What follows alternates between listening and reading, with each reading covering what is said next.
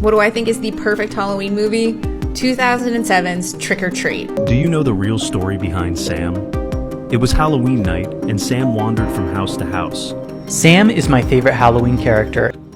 All right, microphone check, microphone check. What's up, Screen Hawks? So in today's video, we're going to be going over Trick or Treat. This movie I liked a lot. I did not expect myself to like this movie as much as I did. And yeah, I definitely will add this to my yearly movie that I had to see in October each year to celebrate Halloween. Just the acting I liked a lot, and the stories. There's a different story and the way they had each one and the plot twists. I actually enjoyed on this movie a lot.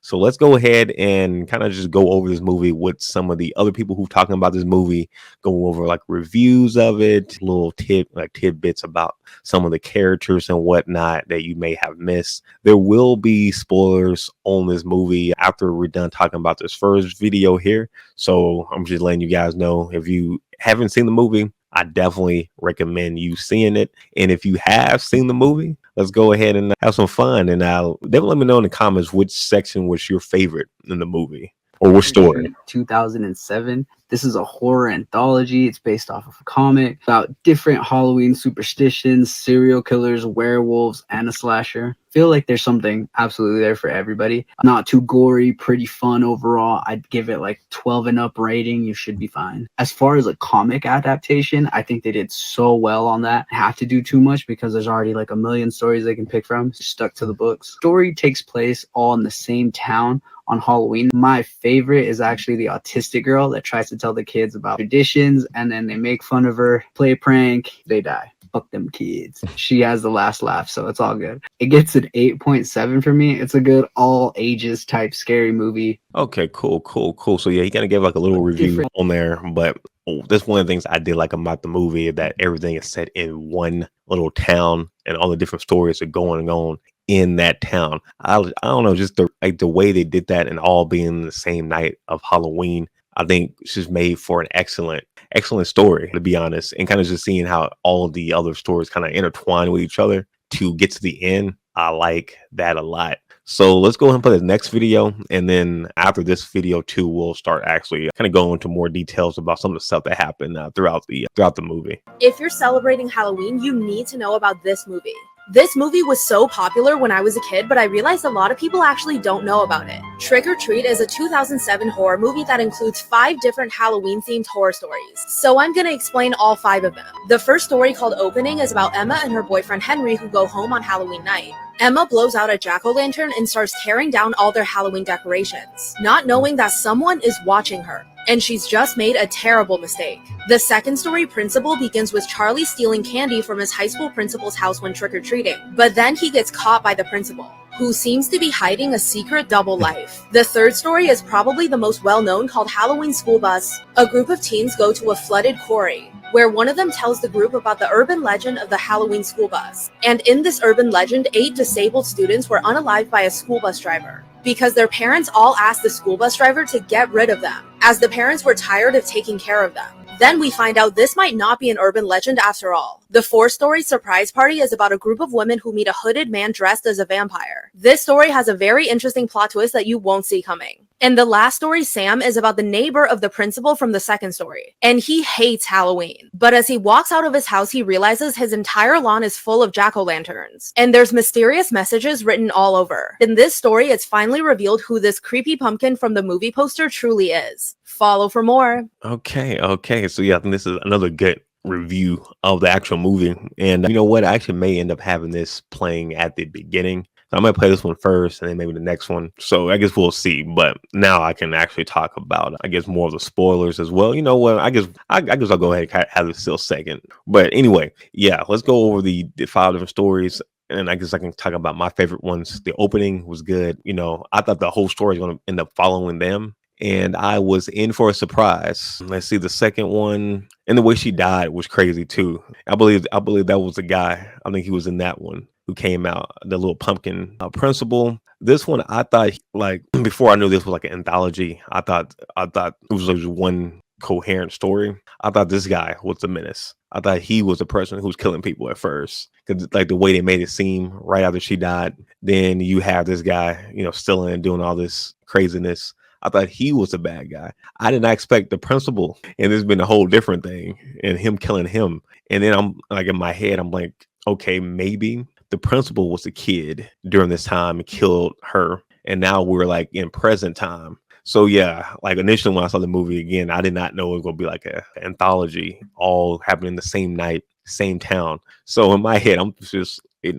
firing away at different things and find out that this is a whole different story somewhat. But we will be seeing the principal again. We will be seeing this principal again. And then we got story 3, the Halloween school bus. I thought that was pretty good. I liked how at first I guess I'm trying to see. I like the pacing. I like the kids for this. I felt like they felt, I guess, realistic in a sense. I felt like the acting was pretty good with them. And then them like messing with the girl. I didn't like how they were messing with her at first. And I was low-key kind of happy when she ended up leaving them at the end, and they all end up dying. I kind of like that. But that whole story right there was scary. The little flashback there, like it was very eerie and very scary, and kind of low-key make me want to try one of those outfits out for Christmas. Because even though I felt like probably just regular old outfits back then, having those old school outfits now, that would be super scary, like extremely scary. And then we actually see him. Sam, if I'm not mistaken, we actually see him on this one close to the end, kind of just walking around. He sees the girl. She looks at him, and he doesn't bother her. Surprise party. This one I was very surprised on too, because it looks like they were trying to have her, I guess, lose her virginity. It seemed like, but in actuality, she's a freaking vampire. I mean, a freaking werewolf. And like the transformation scene on this was so good, because I thought they were all turning into vampires, but they end up turning into werewolves. And this guy, the principal, he's a menace. He ends up being like this guy in the city, like trying to mess with people, acting like he's a vampire. But long story short, he was not expecting to come across her and her friend and people, and they end up eating him up. So I thought that was cool, and tying those stories together. And then this one too was cool. I like how they tied him, because you see him with the principal, and he seemed like a neighbor who's just mean and mad all the time. And then you see his whole story, and I like how they intertwine that, like him asking for help from him, and the principal is like, F you, because again, he was saying F you to him initially, and then he's like fighting for his life the whole time. And I like that he tried to survive. I like that a lot. It seemed like he wasn't really doing dumb stuff. He was actually doing smart things to actually try to kill, the freaking demon, freaking pumpkin head of Sam. But after that whole situation, he still didn't luck out, because then he had to freaking ghost these guys right here. And that's him. I guess that's him when he was younger. But these kids end up coming back and getting them. I just liked how they all kind of just intertwined with each other so well. It still felt like each individual story was itself a whole story. So good job on that. Let's go ahead and play the next one. Know about Trick or Treat. Number 1. During each storyline for separate characters, the characters of the other storylines make appearances. Number 2. Quinn Lord not only played Sam in the film, but he also made his first appearance as the little boy peeking at the girls in the dressing room. Number 3. The crew had a running joke about how no pumpkins were harmed during the making of the film, and that's because they were all made of foam or ceramic. Number 4. Anna Paquin's character of Laurie was actually named after Laurie Strode from the Halloween franchise. Number 5. The actors of the children on the bus really did have disabilities and handicaps like their characters, and they thoroughly enjoyed filming their scenes. Number 6. During the School Bus Massacre Revisited, you can see a 1958 Plymouth Fury that resembles the one seen in Christine. Number 7. The bus driver's look was based off of John Carpenter, who was the director for The Thing and Halloween. Number 8. When you see Sam and Krieg fighting towards the end of the film, it was actually performed by a child actor and an adult stuntwoman. Number 9. Originally, the scenes where Stephen carries the poisoned boy into his house was cut, but this was when they were considering making the movie more of a serious horror film. Number 10.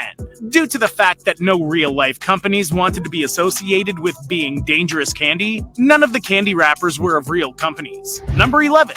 Michael Dougherty loved the black and white intro so much that he used it in the trailer for the film, and he made sure to keep it in the final cut. Number 12. The street parade sequence actually contained members of Vancouver's Parade of Lost Souls that happens every year. Number 13. When we see Emma's fate towards the beginning of the film, the fake blood used was boiled so that it would steam when the sheet was taken off. Number 14. The bottle of booze Krieg is seen drinking later towards the end has a label with Glenn McPherson on it, who was the director of photography. Number 15. During Steven's sequence, the fake vomit was 100% edible, and the director had commented that it was really tasty. Number 16. When you see Anna Paquin's scared reaction, it was really genuine since the director jumped out to scare her. Number 17. During the opening credits montage, if you pause it at the very end, you can see Sam's real face for a split second. Number 18. Originally, the school bus massacre setting was supposed to be a pumpkin patch before it was changed to a rock quarry. Number 19. The movie comes full circle, and the zombie kids who kill Mr. Krieg can actually be seen in the beginning of the film and saturated in his fluid. Number 20. Even though this is a horror film, every death that occurs in the film is either obstructed or happens off screen. Okay, cool. So yeah, a lot of those I actually didn't even think about. Like, for example, this one, that each of the deaths happen off screen. Like, they did a good job of that, because usually in the movies, I don't like that. I think a lot of people don't like that. But in this movie, I guess they did it in such a way, and maybe with the sounds and everything, and it made dark and Halloween. I did not notice. So that's good. That's good. That is good. Because for sure I thought I would notice, but I didn't actually not notice that you did not see the deaths. Let's see another on this one. I didn't notice either that you see the kids at the beginning. It said you see them. You see them at the beginning, which is crazy too, because I didn't even see them at the beginning. But I have another video, I think, that kind of talk about that too, I want to say. So we'll say that for that next one. That's cool that you can see his face. I hate, look at that. Look how scary that looks. Look, guys, you cannot tell me you've seen that in real life. You would now try to shoot him or shoot that demon. That is scary.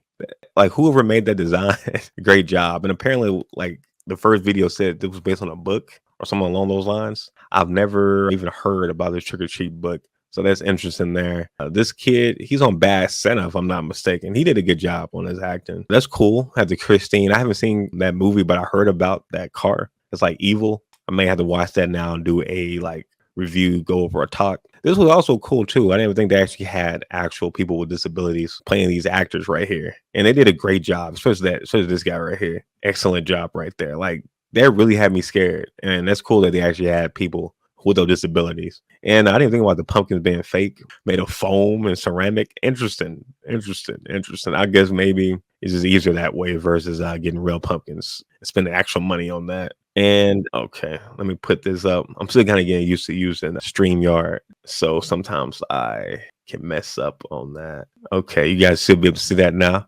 And yeah, this guy, he also talks about this too, about you not seeing the kills. So that's crazy that I did not even notice that. And let's go ahead and play this last one here.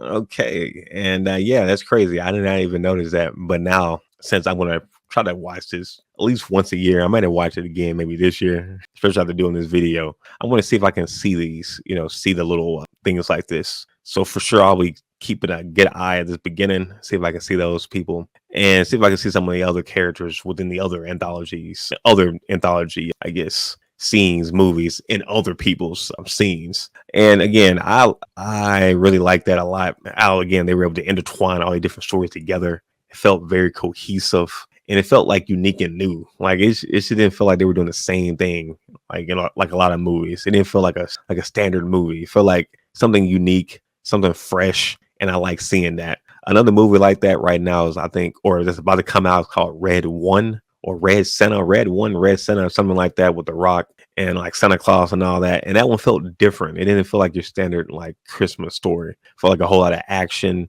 and Santa Claus out here doing action, the snowman out here doing work. I feel like, it's something new, something fresh. And I feel like that's something that I would love to see more of. People kind of just doing the same thing constantly, doing the same reboots constantly. I like seeing new stuff like this. So hopefully we get Trick or Treat 2. I haven't looked into that. If you guys like Trick or Treat, definitely let me know your favorite scenes, favorite parts in the movie. And also too, if you guys are aware of a Trick or Treat 2 or when that may come out, definitely let me know. We will definitely do a part 2 on that. If it's out already, I will for sure do one like the next day. But anyway, guys, if you haven't already, be sure to hit that like button and subscribe. See you in the next one. Peace.